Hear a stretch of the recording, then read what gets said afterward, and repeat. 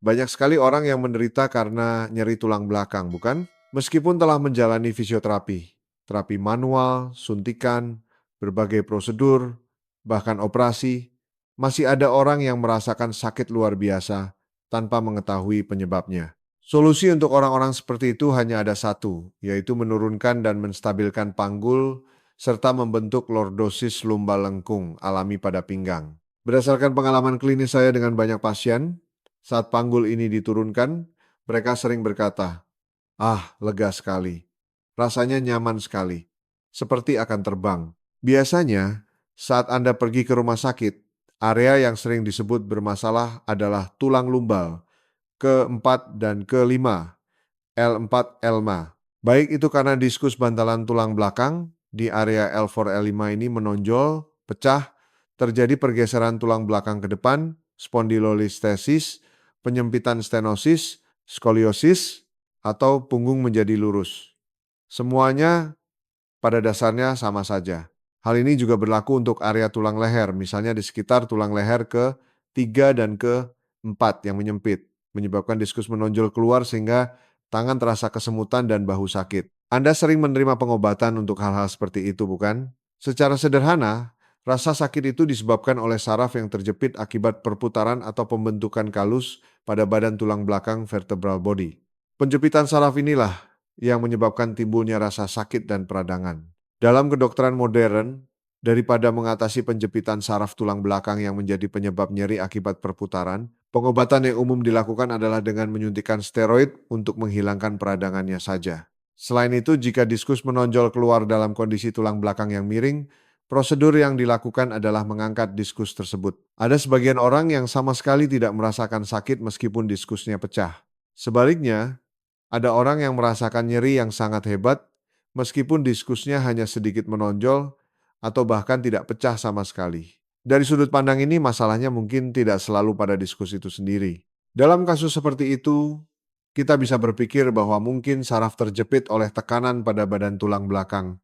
Semua bentuk rasa sakit atau peradangan pada akhirnya disebabkan oleh saraf yang terjepit karena menyempitnya ruang di antara tulang belakang. Ada sebuah hasil penelitian dari Universitas Columbia yang menunjukkan bahwa tekanan seberat 0,02 gram setara dengan berat sebutir beras jika menekan saraf dapat menyebabkan organ atau fungsi terkait kehilangan 60% kemampuannya. Melihat hal tersebut, dapat disimpulkan bahwa meskipun saraf hanya menerima sedikit tekanan, hal itu dapat menyebabkan berbagai macam rasa sakit dan penyakit. Orang-orang sering menggunakan metode menghilangkan peradangan dengan steroid, bukan? Steroid bukanlah obat yang buruk, justru obat yang sangat bagus. Namun, meskipun merupakan obat yang baik, ada juga efek samping yang menyertainya. Jadi, disuntik sekali atau 2 kali tidak menjadi masalah. Tetapi jika terlalu sering, tulang, ligamen, dan otot akan menjadi lemah. Ada juga istilah suntikan tulang yang dapat merusak tulang, bukan? Istilahnya tulang menjadi keropos. Karena ada efek samping seperti sindrom Cushing, kenaikan gula darah, atau seluruh tubuh membengkak, saya berharap metode ini tidak digunakan secara berulang-ulang. Bagi Anda yang sudah pergi ke rumah sakit, melakukan CT scan atau MRI, menjalani fisioterapi, terapi manual, suntikan, prosedur, hingga operasi namun tidak kunjung membaik, saya ingin memberikan satu usulan. Masalahnya mungkin tidak hanya terletak pada satu bagian tulang belakang, tetapi bisa jadi ada masalah pada keseluruhan tulang belakang atau panggul. Oleh karena itu, bagi Anda yang telah mencoba berbagai perawatan namun tidak melihat hasilnya, Anda perlu mempertimbangkan apa yang saya katakan. Menurunkan panggul dan membentuk lengkung pada pinggang lordosis lumbal. Saya akan menjelaskan konsep panggul yang terangkat. Saat panggul ini terangkat, ruang di antara tulang lumbal menjadi sempit, bukan? Arti dari menyempit adalah ruang di antara tulang belakang menjadi terbatas. Ruang yang sempit berarti saraf terjepit. Namun, jika panggul diturunkan, ruang di antara tulang lumbal menjadi lebih lebar, bukan? Ini berarti ruang yang cukup bagi saraf untuk berfungsi dengan baik telah tersedia. Dengan begitu, rasa kebas, kesemutan, mati rasa, dan nyeri akan hilang. Kita sebaiknya tidak melihat rasa sakit di pinggang, kaki kesemutan, terasa tertarik, atau mati rasa hanya sebagai masalah dari tulang lumbal saja. Ini adalah penyakit yang disebabkan oleh panggul yang terangkat ke atas yang mengganggu keseimbangan dan mempersempit celah tulang lumbal. Jadi, untuk melebarkan dan menata kembali celah tulang lumbal, panggul harus diturunkan terlebih dahulu. Itulah yang bisa saya sampaikan. Dengan turunnya panggul, tulang lumbal akan kembali ke posisi semula dan punggung bagian atas akan menjadi tegak. Jika panggul dan tulang lumbal dibiarkan dalam posisi yang salah, sekeras apapun usaha untuk menegakkan punggung, itu tidak akan berhasil. Oleh karena itu, ketika punggung atas tegak, ruang untuk membentuk kurva C alami pada tulang leher akan tercipta. Menurunkan panggul yang terangkat untuk membentuk lordosis lumbal. Inilah inti dari pengobatan. Terutama apa yang terjadi jika tulang lumbal menyempit, otak akan memberi perintah agar tidak semakin menyempit atau miring lagi. Perintah apa yang diberikan? Otak akan menumpuk serat, kalsium, dan kolagen di area tersebut. Ini adalah jaringan tulang. Area itu akan menyatu dalam bentuk kalus atau tulang palsu agar tidak miring lagi. Area tersebut menjadi keras. Awalnya, kalus ini berfungsi menopang agar tidak semakin miring, tetapi sel penghancur tulang osteoklas tidak dapat menghilangkannya.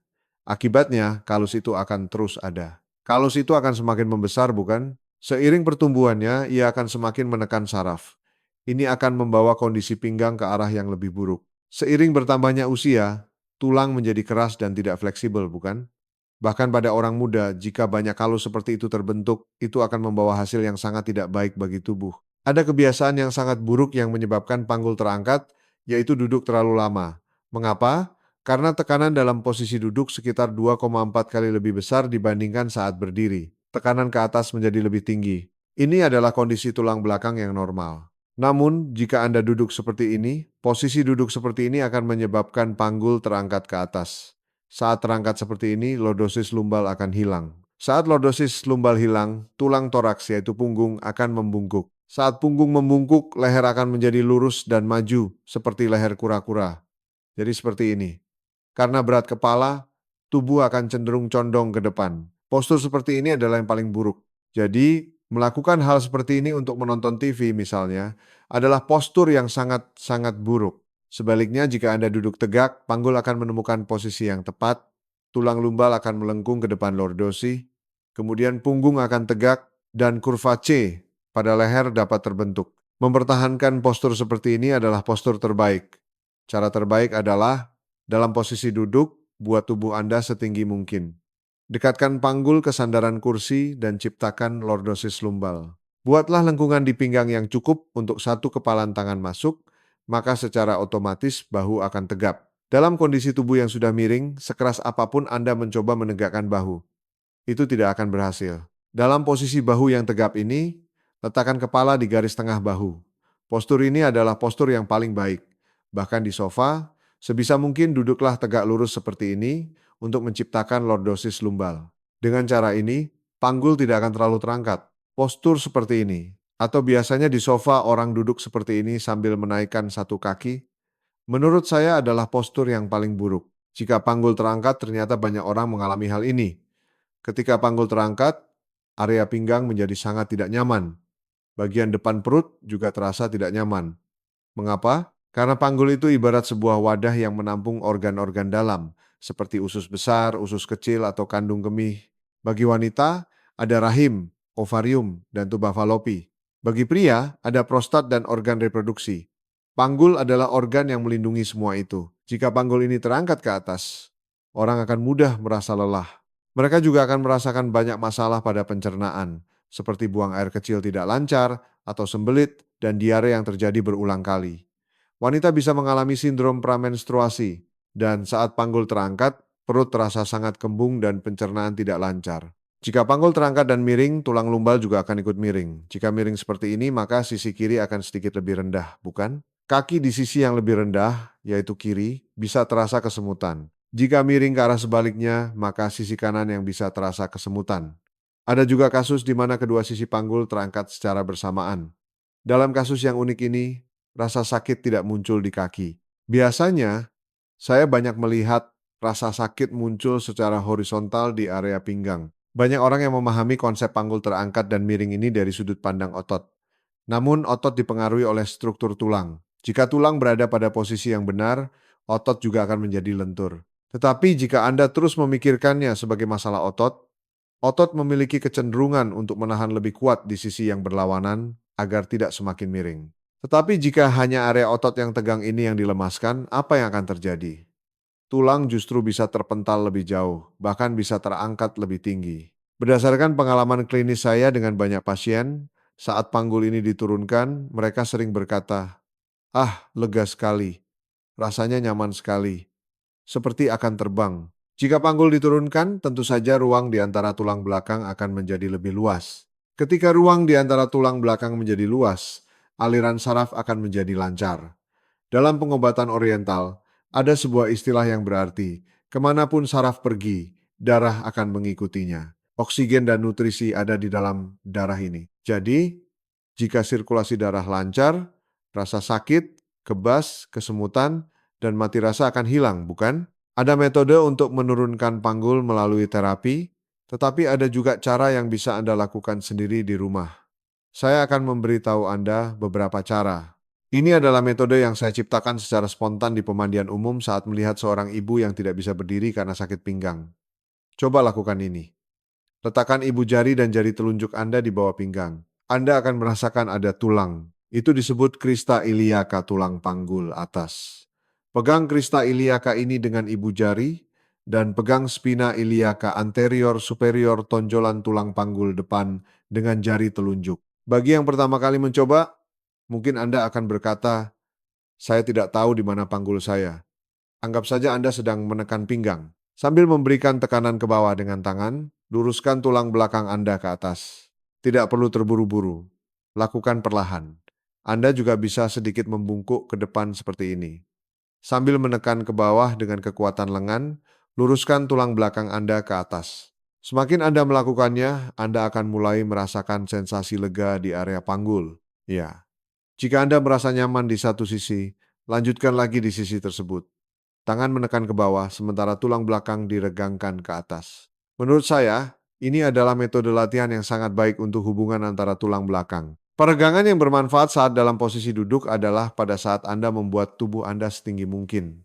Dalam posisi itu, kaitkan jari-jari tangan Anda dan regangkan ke atas seperti ini. Itu bagus. Lakukan sekali ke satu sisi, 2 kali di tengah, 3 kali di sisi yang lain.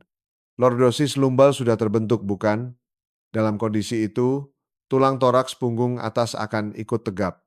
Ketika tulang toraks tegap, Anda akan merasa sangat baik. Mengapa? Karena tulang toraks mengontrol jantung dan paru-paru. Fungsi jantung dan paru-paru akan menjadi jauh lebih baik. Ini adalah latihan yang sangat baik untuk kondisi seperti depresi, kelelahan, dan keletihan yang disebabkan oleh melemahnya fungsi jantung dan paru-paru. Lakukan gerakan seperti ini sekitar 5 hingga 10 kali disesuaikan dengan stamina Anda. Itu akan sangat baik. Latihan ekstensi yang Anda ketahui pada dasarnya adalah postur untuk menegakkan punggung, bukan? Itu bukan latihan yang buruk. Namun jika Anda mengangkatnya sedikit lebih tinggi, ini akan terasa sedikit lebih kuat. Gerakan ini tidak terlalu mempengaruhi panggul secara langsung, tetapi yang ini, kekuatannya akan sampai ke panggul. Karena banyak orang yang bekerja sambil melihat sesuatu dalam posisi duduk, akan sangat baik jika Anda melakukan ini 1 atau 2 kali setiap jam.